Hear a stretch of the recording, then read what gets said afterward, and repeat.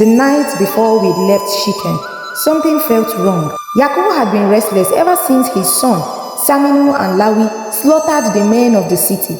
The air in the camp was thick with tension. We all knew the nearby tribes would want revenge. I barely slept, expecting to hear war cries in the dark. But morning came, and instead of battle, Yakubu gave us a command that shook everyone. Get rid of your foreign gods. Purify yourself, we are going to Bethel. Murmurs rippled through the camp.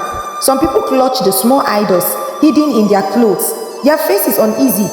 I saw women hesitate, holding on to golden charms they had taken from the dead men from Shechem. But Yakubu was firm. One by one, people stepped forward, dropping their gods into a pile. Bracelets, calf figures, silver rings with strange symbols. Everything went into the dirt. Then Yakubu dug a hole under a large tree and buried them. The moment the last bit of earth covered the idols, something changed. It was as if an invisible weight lifted from the camp. And then we left. We expected an attack. I kept my hand on my knife, watching the trees for movement, but nothing happened. No enemies, no shout in the distance. It was as if the cities around us were blind to our presence. Some whispered that God was protecting us, putting fear into the hearts of those who might harm us. Others just walked faster, eager to get to Bethel.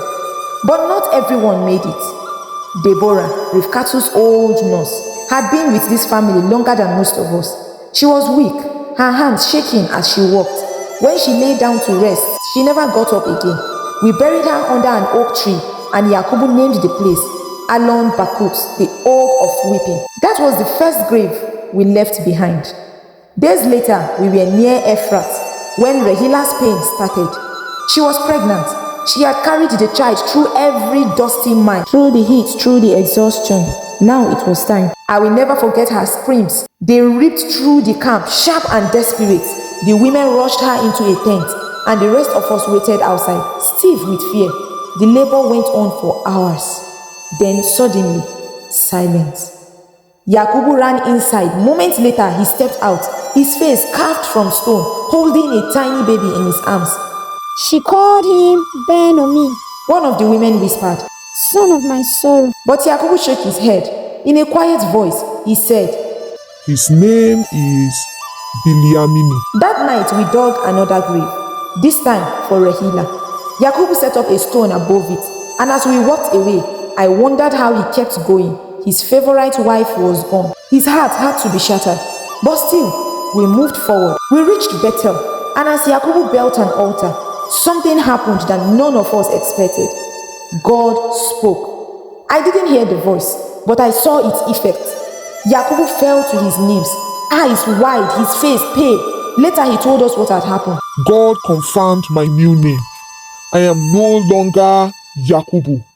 I am Israela. The deceiver had become the father of a nation.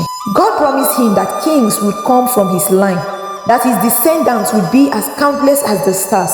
And despite everything, the losses, the pain, it was clear.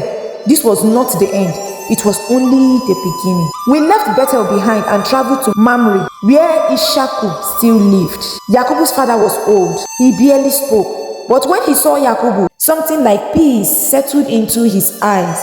Not long after, Ishaku breathed his last. I stood at a distance, watching as Yakubu and Isua, the two brothers who had once been enemies, stood side by side burying their father.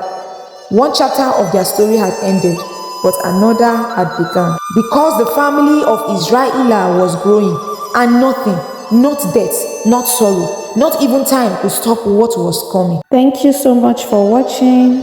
I love you.